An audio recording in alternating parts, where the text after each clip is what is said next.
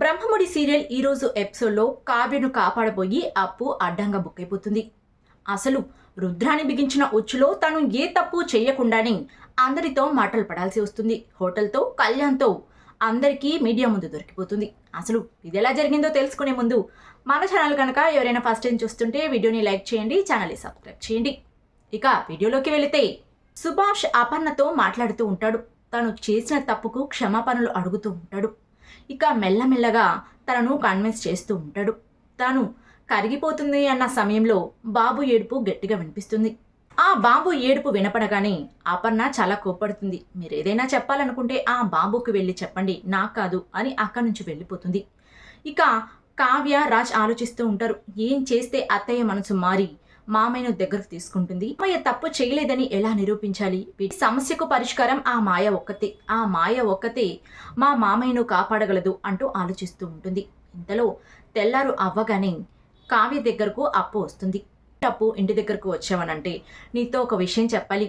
అది ఫోన్ చేస్తే మీ ఇంట్లో గోడలు కూడా చెవులుంటాయి, అందుకే నేరుగా వచ్చాను. డాక్టర్ ఫోన్ చేసి చెప్పింది మాయ కోమాల నుంచి బయటకు వచ్చింది, మనం వెళ్ళి తనతో అసలు ఏం జరిగిందో తెలుసుకుందామనంటే కావ్య చాలా సంతోషపడుతుంది. ఈ సమస్యలన్నిటికీ పరిష్కారం ఆ మాయ ఒక్కతే, ఆ మాయ చెప్పే సమాధాన్ని బట్టి మా మామయ్య జీవితం ఆధారపడి ఉంది అని పద వెళ్దామని అంటుంది.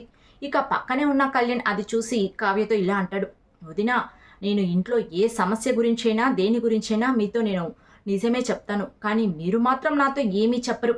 మీకు మరిది అంటే చులకన కదా అంటే అలా ఏం లేదు, మీకు చాలా సమస్యలు ఉన్నాయి, మీ భార్య భర్తల మధ్య సఖ్యత లేదు, మళ్ళీ ఈ సమస్యలన్నీ ఎందుకు అని మీకు చెప్పలేదు అని అంటుంది కావ్య.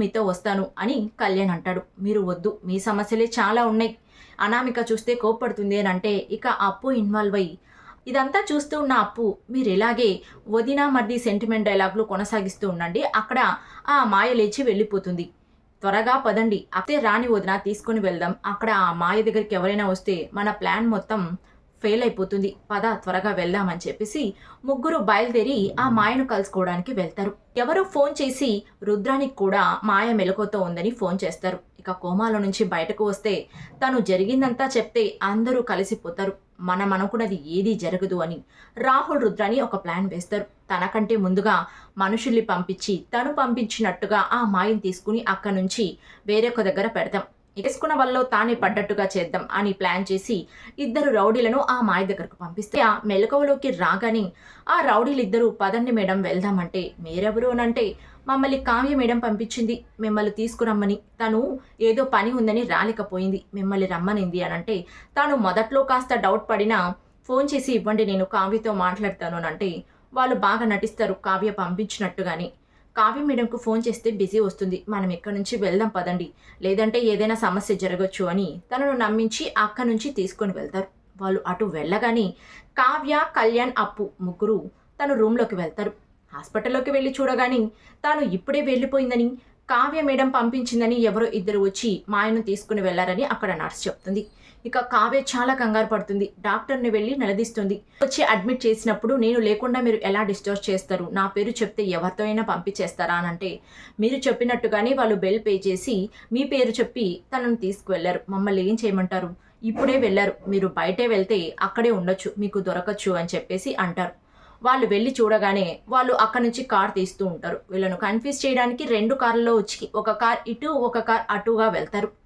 వాళ్ళకు ఏం చేయాలో తెలియక కావ్య ఒక కార్ని ఫాలో అయ్యి ఇక కళ్యాణ్ అప్పు ఒక కార్ని ఫాలో అవుతారు. అలాగా రెండు కార్లలో ఇద్దరు సపరేట్ అయిపోతారు. ఈ ప్లానే అప్పు కొంప ముంచుతుంది. ఇక కావ్య వేరేగా వెళ్తుంది, అప్పు కళ్యాణ్ వేరేగా వెళ్తారు.